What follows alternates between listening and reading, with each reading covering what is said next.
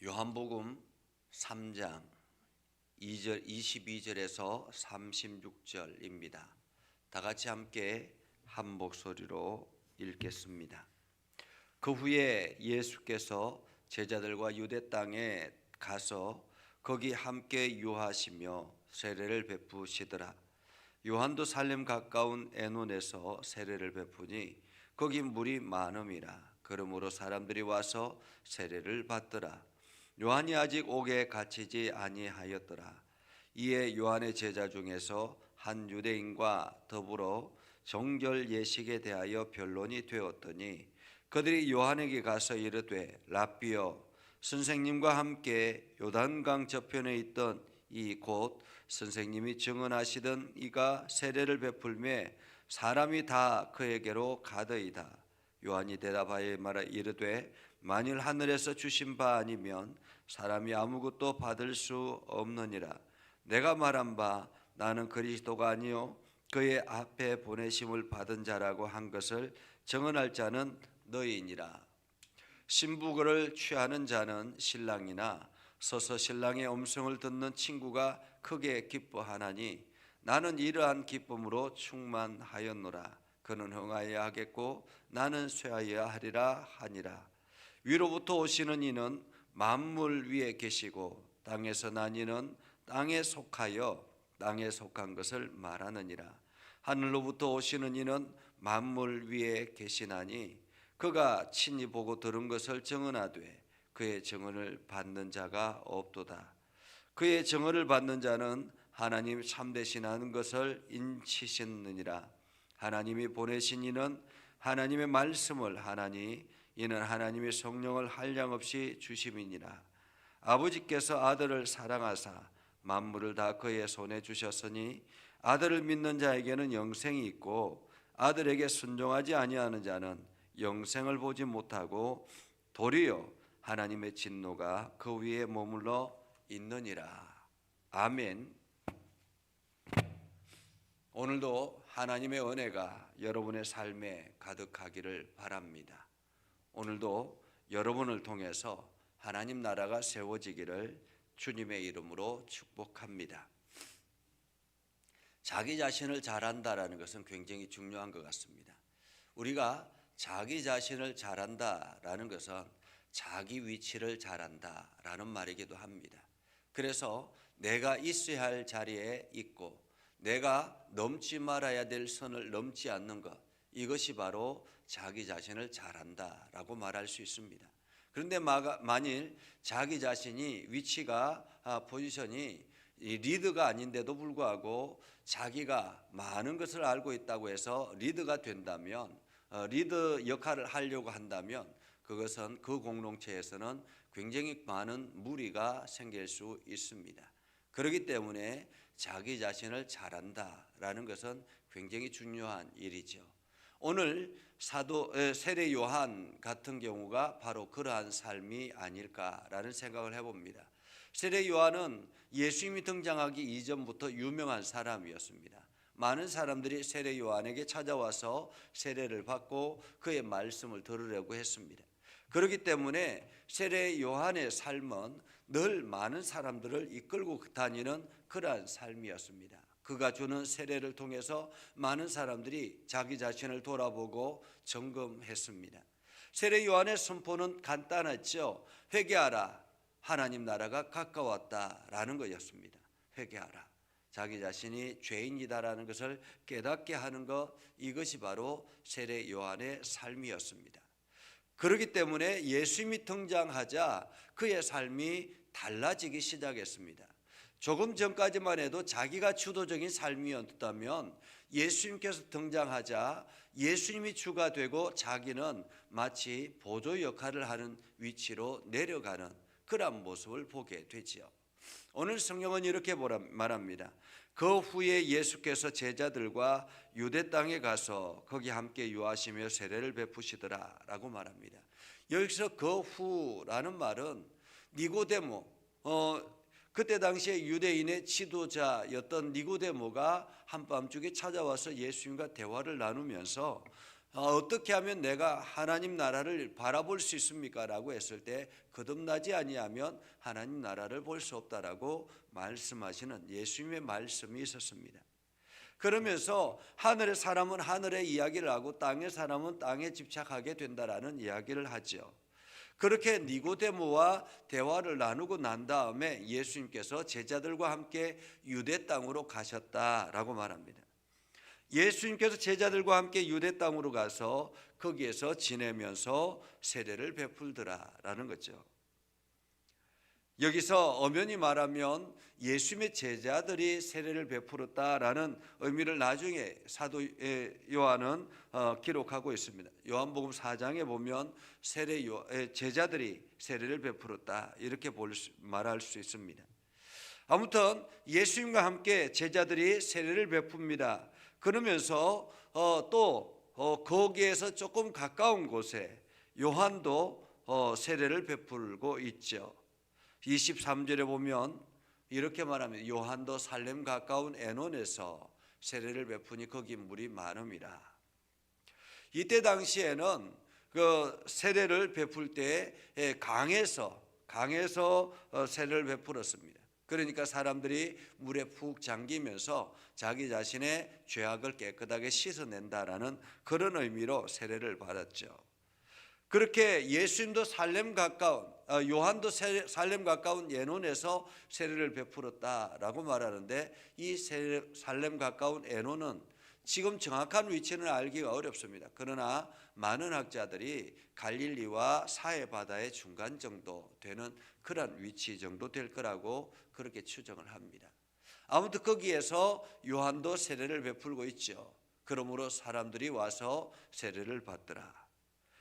그런데 오늘 성경은 이렇게 이야기합니다. 요한이 아직 옥에 갇히지 아니하였더니 아직까지 요한이 세례를 베풀고 하나님 그 회개를 선포하고 요한의 사역이 아직도 중심이 되어 있습니다. 우리가 다른 성경을 보면 예수님께서 사역을 본격적으로 시작한 것은 요한이 죽은 다음에 본격적인 사역이 시작됐다 이렇게 볼 수 있죠. 그렇기 때문에 지금 예수님께서 본격적인 사역을 시작하고 있는 그런 때는 아니었습니다.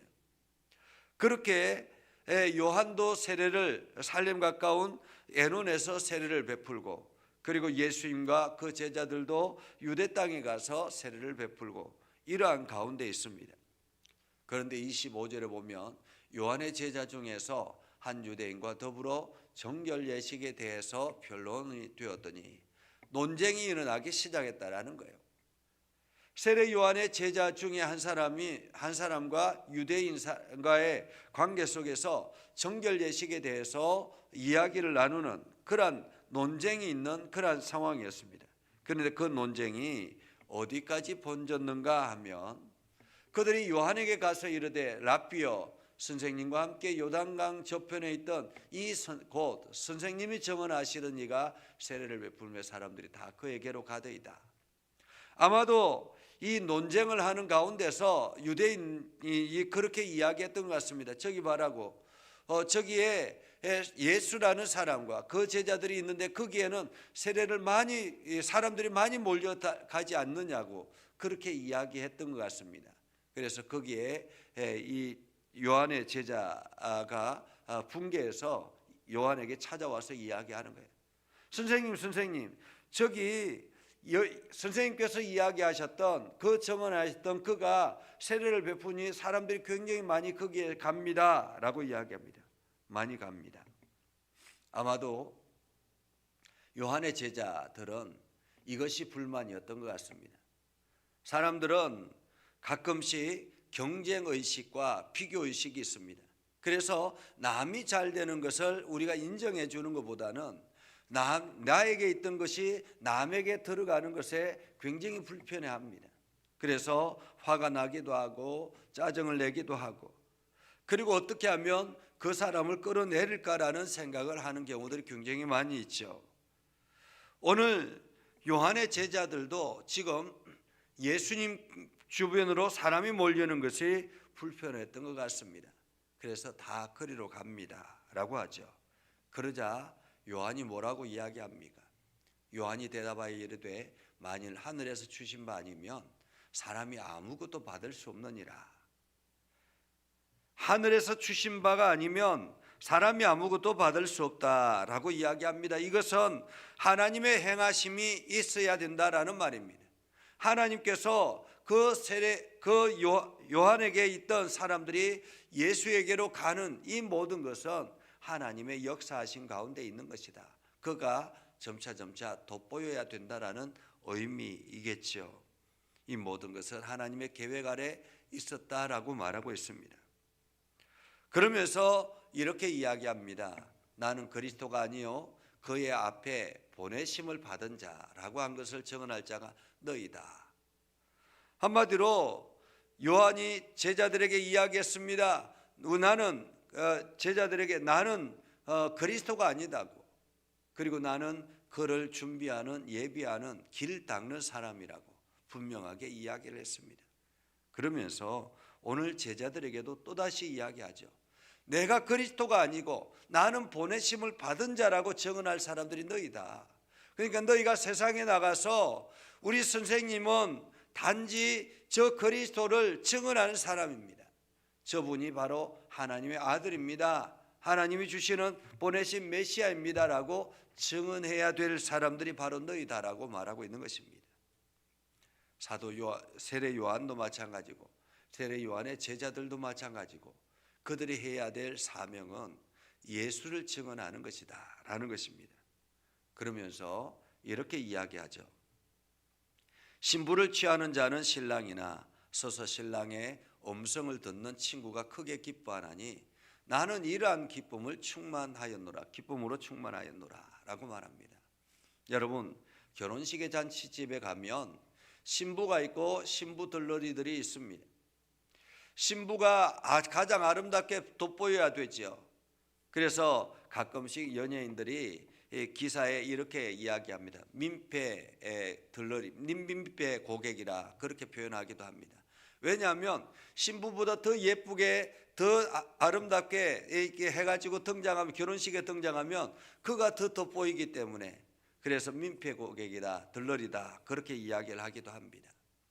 그것처럼 이 땅에서 신부를 가장 돋보이게 하는 것, 신부가 가장 돋보여야 되는데 그 다른 사람들은 그를 돋보이게 하는 것으로 만족한다. 그래서 그러나 신부의 친구들도 들러리들도 이것으로 기쁨이 충만하다라고 합니다. 무슨 표현입니까?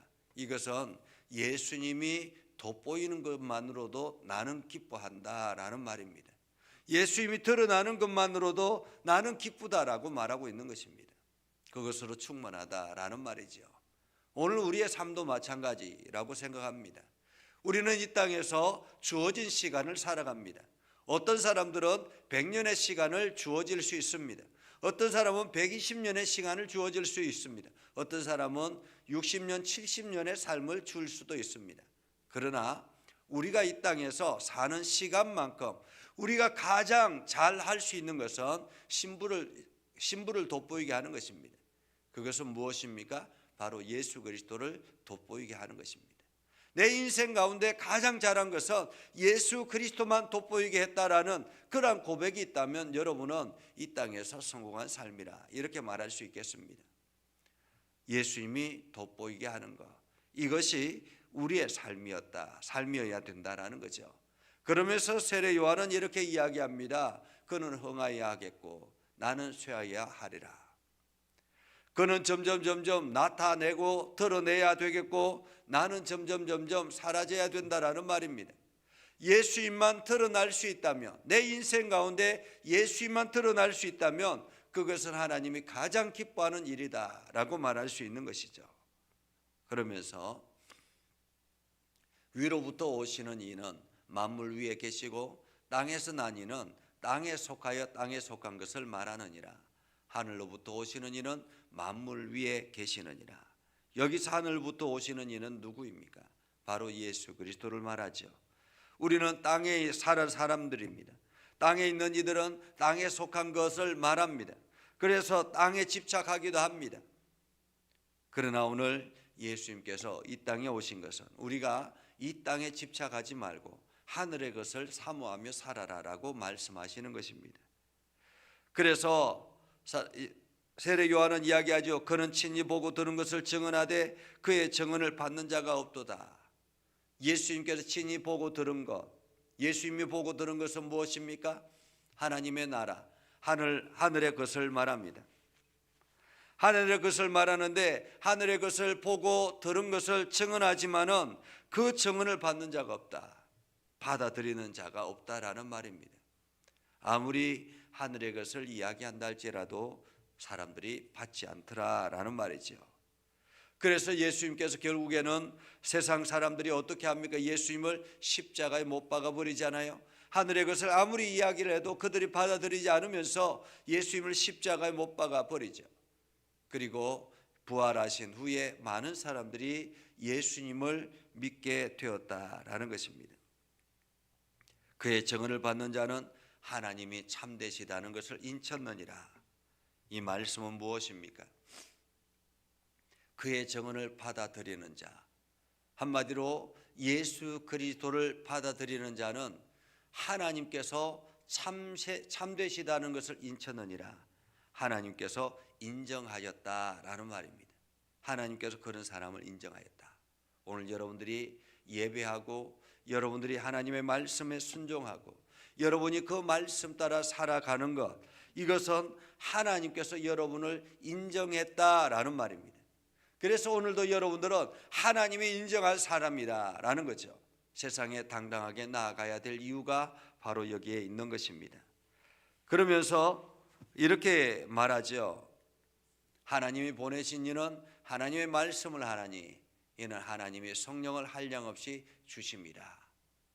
여러분, 하나님이 보내시니 하나님의 말씀을 한다고 합니다. 예수 그리스도는 하나님의 말씀을 하는 사람입니다. 그리고 이것은 성령을 한량없이 주셨기 때문에 그렇다라고 말하죠. 오늘 저와 여러분도 마찬가지입니다. 저와 여러분도 하나님이 보내신 사람들입니다. 이제 우리가 예수 그리스도의 사람이 되었다라는 것은 하나님이 나를 보내셨다라는, 세상으로 보내셨다라는 의미이기도 합니다. 그래서 내가 하나님의 거룩한 사람이 됐다라는 말입니다. 그러면 우리는 무슨 말을 해야 될까요? 하나님의 말씀을 해야 합니다. 하나님의 말씀을. 이 하나님의 말씀을 하기 위해서 성령을 한량없이 하나님께 주셨다라는 거죠. 그렇기 때문에 오늘도 우리는 성령의 사람이 되지 아니하면 안 되는 것입니다. 성령의 사람이 되어야 하나님의 말씀을 할 수 있는 것입니다. 성령의 사람이 되어야 하나님의 뜻을 전하는 사람들이 되는 것입니다. 이것이 바로 하나님이 보내신 사람들의 삶이라고 말할 수 있습니다. 그러면서 아버지께서 아들을 사랑하사 만물을 다 그의 손에 주셨으니 아들을 믿는 자는 영생이 있고 아들을 순종하지 아니하는 자는 영생을 보지 못하고 도리어 하나님의 진노가 그 위에 머무느니라 라고 말합니다. 아들을 순종하지 않은 자, 아들을 믿는 자와 순종하지 않는 자, 엄연한 차이가 있습니다. 믿는 자는 영생이 있다라고 말하고 있죠. 여러분들이 오늘도 예수 그리스도를 믿음으로 고백하고 그 말씀에 순종하며 나아갈 때 여러분들이 오늘도 성령의 충만한 가운데서 하나님의 말씀을 세상에 드러나기 시작할 때 예수 그리스도만이 여러분의 삶에서 돋보이며 나아가기 시작할 때 하나님은 여러분에게 삶에 영생을 주셨다라고 말하고 있습니다. 그래서 우리는 지금 육신은 이 땅에서 제한된 시간을 살지만은 우리는 영생의 삶을 살아가고 있다라는 의미를 가지는 것입니다. 그래서 우리는 두 가지의 삶을 살아가는 것입니다. 육체는 한계에 있지만은, 육체는 우리의 시간에 한계가 있지만은 우리의 영혼은 영생을 꿈꾸며 영생을 바라보며 영생의 삶을 누리게 되는 것입니다. 그래서 오늘도 여러분이 그 영생의 삶을 누리는 거룩한 백성으로서 오늘도 성령의 충만한 가운데서 하나님의 말씀을 드러내는 그러한 예수님만 돋보이는 삶을 살아갈 수 있기를 주님의 이름으로 축복합니다. 기도하겠습니다. 거룩하신 아버지 하나님, 오늘도 우리 가운데 함께 하시고 하나님의 은혜를 저희들에게 베풀어 주셔서 하나님의 말씀을 듣게 하시고 순종케 하여 주심을 감사합니다. 하나님, 오늘도 우리에게 복음의 열정을 허락하여 주셔서 성령의 충만함을 허락하여 주셔서 오늘도 우리의 입술을 통해서 예수 그리스도만 드러나게 하시고 하나님의 말씀만 선포하며 나아가는 우리의 삶이 되게 하옵소서. 그래서 오늘도 우리를 들어 사용하여 주시고 열방이 주께로 돌아오는 놀라운 역사들이 우리를 통해서 출발되게 하여 주옵소서. 하나님, 오늘도 우리의 모든 삶을 들어 사용하여 주시옵소서. 예수님의 이름으로 기도드리옵나이다. 아멘. 이제는 우리 구주 예수 그리스도의 은혜와 하나님 아버지 극진하신 사랑과 성령님의 감화 감동 역사 위로 교통하시며 은혜가 주의 말씀 가운데 있는 믿음의 백성들 위해 하는 모든 일들 위해 영원토록 함께 하옵시기를 간절히 축원하옵나이다. 아멘.